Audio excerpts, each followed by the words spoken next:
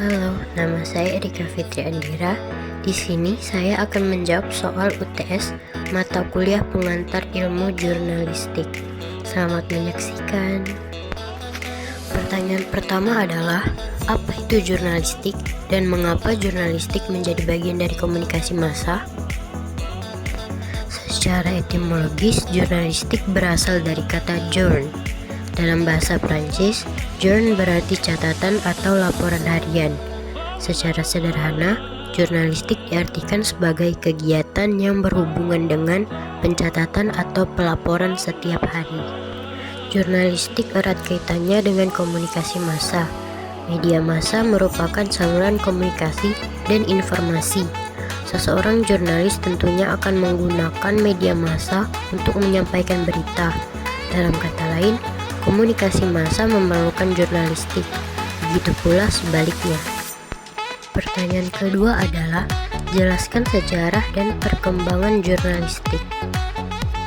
Sejarah jurnalistik, pesan Fir'aun. Sebelum kemunculan Akta Diurna sebagai media pertama dalam sejarah pers dunia, sebenarnya aktivitas jurnalisme sudah terjadi saat manusia-manusia gua menuliskan piktogram atau piktograf berupa gambar-gambar dalam dinding gua. Sejarah jurnalistik juga merujuk pada aktivitas penyampaian informasi yang dilakukan pada masa kekuasaan Fir'aun di Mesir kuno, yaitu ketika Raja Amenhotep III, Fir'aun ke-9 dalam dinasti ke-18 Mesir, mengirimkan ratusan pesan kepada para perwiranya di provinsi-provinsi untuk memberitahukan apa yang terjadi di ibu kota. Penemuan mesin cetak, sejarah pers. Jurnalistik dalam pengertian modern baru benar-benar muncul saat ditemukan mesin cetak oleh Johannes Gutenberg, dan percetakan digunakan di Eropa tahun 1609. Mesin cetak itu melahirkan media cetak yang kita kenal sekarang sebagai koran, surat kabar, majalah, atau tabloid. Dari mesin cetak itulah muncul istilah pers, dari kata press atau menekan, merujuk pada cara kerja mesin cetak menekan sehingga menghasilkan huruf dalam kertas. Koran pertama di dunia. Surat kabar atau koran pertama yang terbit di Eropa secara teratur diterbitkan pertama kali di Jerman. Penerbit yang memproduksi tulisan-tulisan jurnalisme bernama Frankfurter Journal. Baru setelahnya muncul surat kabar tersebut. Muncul surat kabar lainnya di negara-negara Eropa. Surat kabar pertama di Belanda muncul pada tahun 1618 dan di Prancis tahun 1620. Surat kabar yang paling banyak menerbitkan tulisan yaitu Frankfurter, Jerman. Setiap hari Frankfurter menerbitkan lebih dari 1.500 eksemplar sekali terbit setiap satu minggu atau mingguan. Baru pada tahun 1650 diterbitkanlah sebuah surat kabar yang memuat berita dan tulisan-tulisan jurnalistik lain secara harian. Salah satu yang tercatat pertama kali menerbitkan tulisan jurnalistik setiap harinya yaitu surat kabar Enkommende Zeitung di Leipzig, Jerman. Di Inggris, surat kabar harian pertama bernama Daily Courant yang bermarkas di London tahun 1702. Perkembangan jurnalistik, jurnalisme penyiaran. Dari jurnalistik cetak, jurnalisme kemudian berkembang menjadi jurnalisme radio dan televisi setelah program pemberitaan masuk dalam acara radio dan TV. Jurnalisme radio dan televisi kini dikenal dengan sebutan jurnalisme penyiaran atau broadcast journalism. Jurnalistik online. Saat dunia memasuki era internet, jenis jurnalistik pun bertambah dengan jurnalisme daring atau online journalism atau jurnalisme internet, jurnalisme digital atau jurnalisme website. Ketika handphone berkembang menjadi telepon pintar atau smartphone, sejarah jurnalistik juga bertambah dengan kehadiran jurnalisme seluler atau mobile journalism. Pertanyaan ketiga adalah, jelaskan fungsi pers menurut Undang-Undang Nomor 40 Tahun 1999 Pasal 6. Di dalam pasal 6, Pers nasional melaksanakan perannya sebagai berikut. Yang pertama, memenuhi hak masyarakat untuk mengetahui. 2. Menegakkan nilai-nilai dasar demokrasi, mendorong terwujudnya supremasi hukum dan hak asasi manusia, serta menghormati kebinekaan. Yang ketiga, mengembangkan pendapat umum berdasarkan informasi yang tepat, akurat, dan benar. 4. Melakukan pengawasan, kritik, koreksi, dan saran terhadap hal-hal yang berkaitan dengan kepentingan umum. Dan yang kelima, memperjuangkan keadilan dan kebenaran. Artinya, pers nasional mempunyai peranan penting dalam memenuhi hak masyarakat untuk mengetahui dan mengembangkan pendapat umum dengan menyampaikan informasi yang tepat, akurat, dan benar. Hal ini akan mendorong ditegakkannya keadilan dan kebenaran, serta diwujudkannya supremasi hukum untuk menuju masyarakat yang tertib.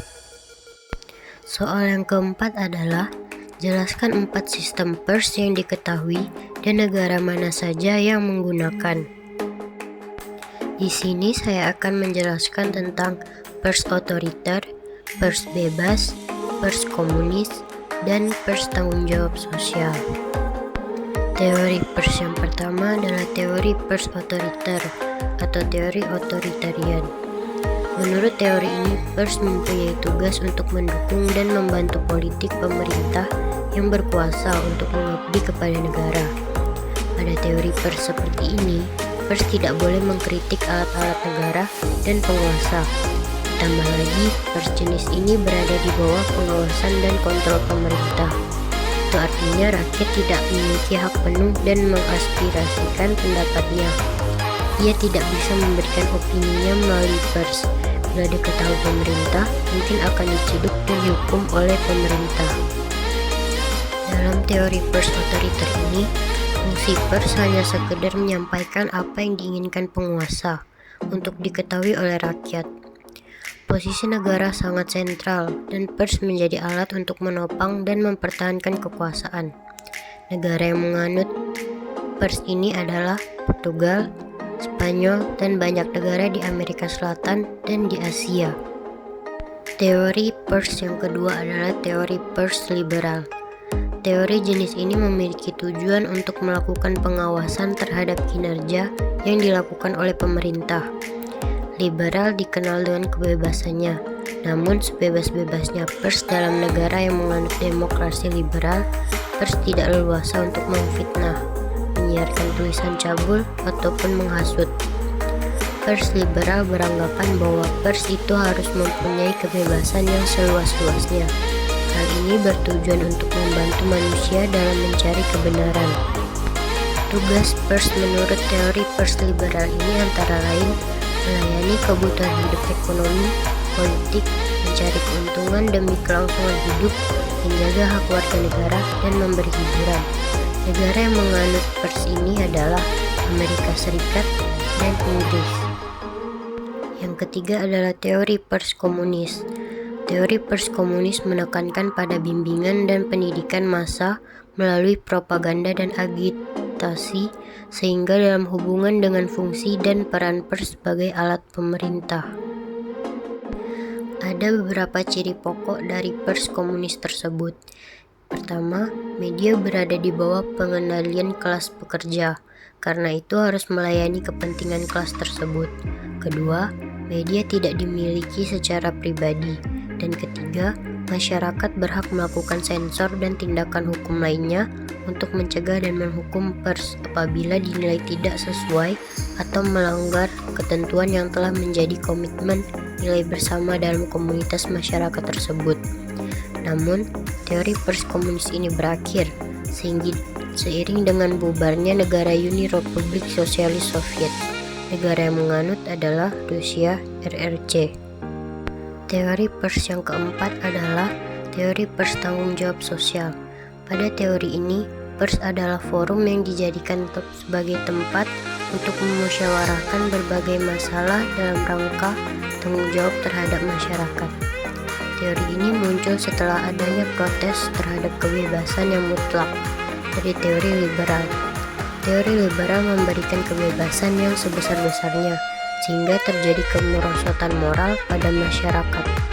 Teori tanggung jawab sosial berasumsi bahwa media massa, khususnya televisi dan radio, merupakan frekuensi milik publik.